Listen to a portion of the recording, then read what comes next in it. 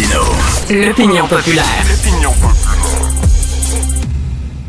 Alors, du air guitar, vous savez, faire semblant de jouer de la guitare avec une guitare imaginaire dans les mains. On a tout fait ça. Quand on est tout seul dans la maison, on met de la musique, puis on fait du air guitar. Et là, on se prend pour Jimi Hendrix, Jimmy Page, Slash, n'importe qui.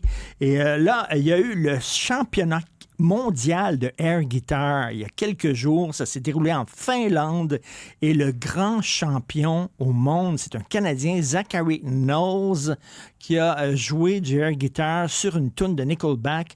Et je voulais vous en parler avec Hélène Lorrain. Hélène Lorrain, c'est une ancienne collègue du Journal de Montréal. Elle a été championne québécoise de air guitar en 2015 et elle a même publié un livre, Les filles aussi jouent de l'air guitar.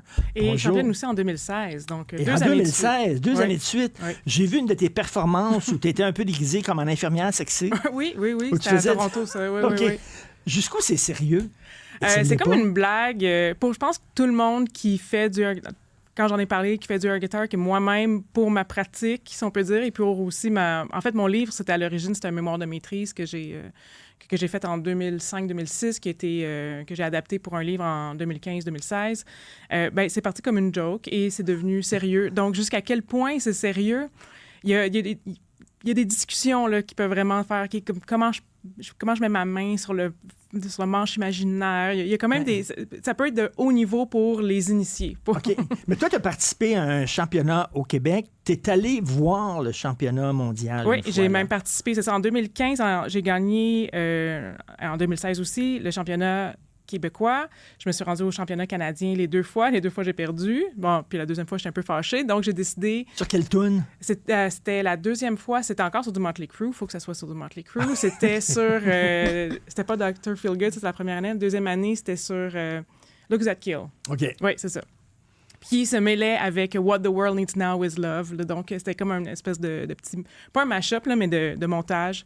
C'est bien le fun. Moi, c'était ma meilleure performance, mais bon, personne ne l'a compris apparemment.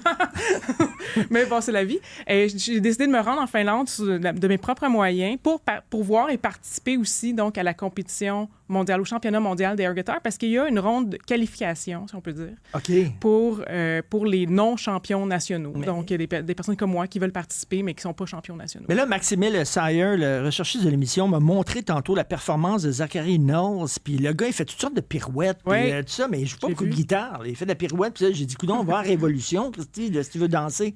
Et tu sais, des fois, tu regardes les gens qui font du air guitar, même dans des compétitions importantes, puis quand, mettons, la solo de guitare, c'est une toune aiguë, ils sont sur les basses. Puis quand... puis tu sais, ils sont pas... Tu regardes les doigts, puis les doigts bougent pas, ça a bonne case, sa guitare, là, tu sais. Mon Dieu, il y aurait tant de choses à dire. Il y a plusieurs écoles, si on peut dire, de jeux à l'air guitare. Il y a vraiment une école qui est très, très fidèle, puis on dirait vraiment que c'est du mime. Autour de 2003, 2005, 2006, ces années-là, si vous êtes capable de retrouver sur YouTube les archives, moi, les premières fois que j'ai vu ça, ça me mystifiait. Là. J'avais presque l'impression que la musique émanait de ce mime. Ben c'est ça. Donc, il faisait vraiment, il bougeait ses doigts à bonne place sur le manche. Je trouve que oui. Et puis, je trouve avec les années, c'est vraiment rendu... il y a eu des années où c'était n'importe quoi, tu te garoches sur scène, puis c'est ça qui gagnait. OK. Il y a des années aussi que c'était... ça, c'est ma performance à Toronto. Il y avait des années où c'était vraiment... C'était une danse, une chorégraphie. C'est manifestement quelque chose que la air guitariste, une japonaise, qu'elle avait appris d'avance, puis je voyais même pas de guitare. T'sais. Bon, ça, c'est mon opinion.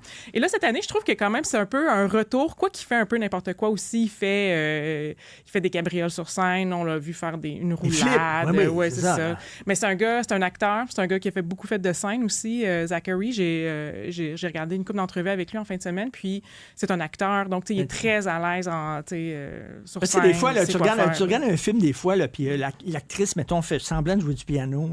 Puis tu regardes ses mains, puis tu dis, ben non, c'est pas ce qu'on entend, c'est pas la tune qu'on entend, là, parce que là, tu es sur les graves alors qu'on vient d'entendre une note aiguë. Ça n'a rien à voir, là, tu sais. Oui, on le voit très bien, en effet. On le voit très bien sur les films. Là. Donc, là, maintenant, ça compte plus nécessairement. Les juges prendront pas ça en considération.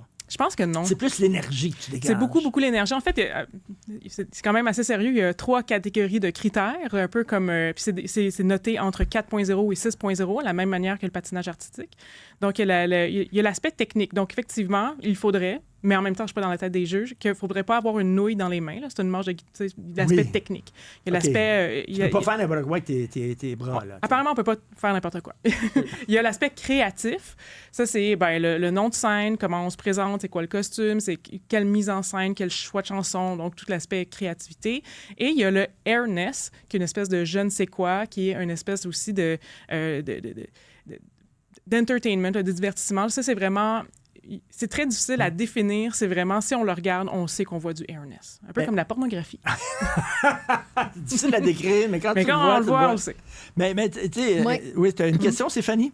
Mais en fait, c'est juste que je me demandais, est-ce qu'à quelque part, il faut aussi avoir le sens du rythme, tu sais, une musicalité, ou tu sais, parce que je me dis, quelqu'un qui fait du air guitar, est-ce que c'est quelqu'un qui joue dans la vraie vie de la guitare ou non? Il n'y avait pas ce talent-là nécessairement, donc on se rabat sur le air guitar, tu sais, non, mais... C'est une très bonne question. Il y a beaucoup de musiciens qui... En fait, je me suis rendu compte qui arrivent dans les 2e, 3e positions, comme qui ne gagnent pas. Et souvent, c'est des vrais musiciens. C'est ça, des vrais musiciens. Et souvent, ceux qui gagnent, pour de vrai, là, c'est une tendance lourde. Là, c'est souvent des comédiens, des acteurs, des personnes qui sont à l'aise, en fait, sur scène, qui sont à l'aise avec l'art de l'improvisation. Qui sont capables de donner un bon show, finalement. Qui sont capables de donner un bon show. Cela dit, avoir un sens du rythme, c'est quand même très important parce qu'il faut quand même suivre la musique, savoir qu'est-ce qui joue. C'est ça, faut... il y a peut-être pas regarder le manche puis les notes, là, mais quand même strummer, si on peut dire, donner la cadence sur le bon temps, c'est quand même important. Tu vas chercher des points, oui. Oui. OK. Ben, écoute, on fait ça tout seul. Je disais tantôt, là, quand on est tout seul à la maison, moi, j'ai tout le temps en tête, tu sais, Risky Business, le film que fait de Tom Cruise une star, un jeune garçon qui profite de l'absence de ses parents dans la maison familiale pour transformer la maison en bordel. Puis au début, il fait du air guitar en écoutant de la musique, tout ça. Rock and roll, ben ça. Et on a tous fait ça. Mais de le faire en public, c'est autre chose. Là, t'as pas peur du ridicule? Ah, toi? Complètement. Oui. La toute première prestation que j'ai faite en compétition, je le vois, moi, je trouve que ça paraît pas, mais moi, je sais, puis je trouve que ça paraît que j'étais très feeling. Là. J'avais j'avais pas mal bu de bière. Là, celle-là que vous avez montré, j'étais juste bien buzzée, ça allait bien, pas de problème, j'étais en contrôle. Je l'ai faite une fois, j'ai fait une performance... dans un festival à Alma. On m'a invité, c'était bizarre. Et j'étais à jeun, là, comme il n'y avait pas de bière, là, il n'y avait rien. Puis j'étais comme, oh mon Dieu. Puis c'était épouvantable. Je sais pas si j'ai été bonne ou pas. Genre, c'est juste que c'était comme, c'est difficile, là, parce que le ridicule, on le sait. Là. Ouais, c'est clair. Il faut que tu sois dedans. Oui, il faut être dedans. Vraiment, là.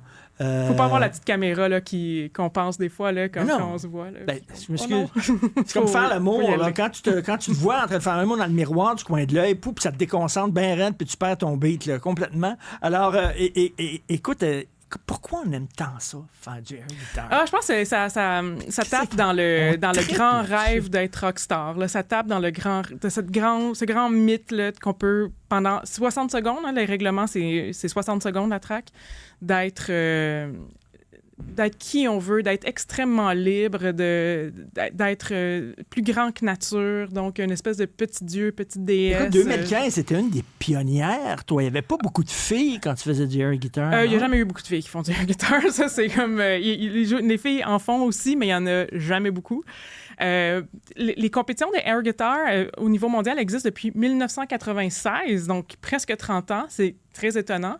Et à chaque cuvée, il y en a peut-être 2, 3, des fois 4, 5, mais c'est jamais la majorité. Il y avait eu, avant 2015, c'était comme un retour de air guitar au Québec, des compétitions de air guitar au Québec. Il y en avait eu à la fin des années 2000, puis il y avait eu Amy Winemore, je me souviens bien de son nom de famille, qui avait gagné aussi. Oui. Donc, il y a eu des championnes québécoises avant moi. Une championne québécoise, du moins. Non, c'est le fun, c'est le fun. Ça laisse sortir le méchant, comme on dit. Si vous voulez là, aller dans les internets et taper Hélène Lorrain, justement, air guitar, et s'il tombe, mettons, sur ta performance d'infirmière sexy, t'étais-tu buzzé là-dessus? Non, c'est ça, c'est juste correct. C'est comme une bière et demie, là, c'est juste comme, c'était bon niveau. Là. On la voit. Merci beaucoup. Avec la seringue scène qui a repopé. Merci. Puis le livre s'intitule Les filles aussi jouent de l'air guitare. Et c'est vraiment un regard un peu féministe sur ce monde-là, hein, Oui, du rock et tout ça. Là. Oui, sociologie de l'art, féminisme, oui. Tout à fait. Mais merci beaucoup, Hélène Lorrain. Merci. Bye. Merci.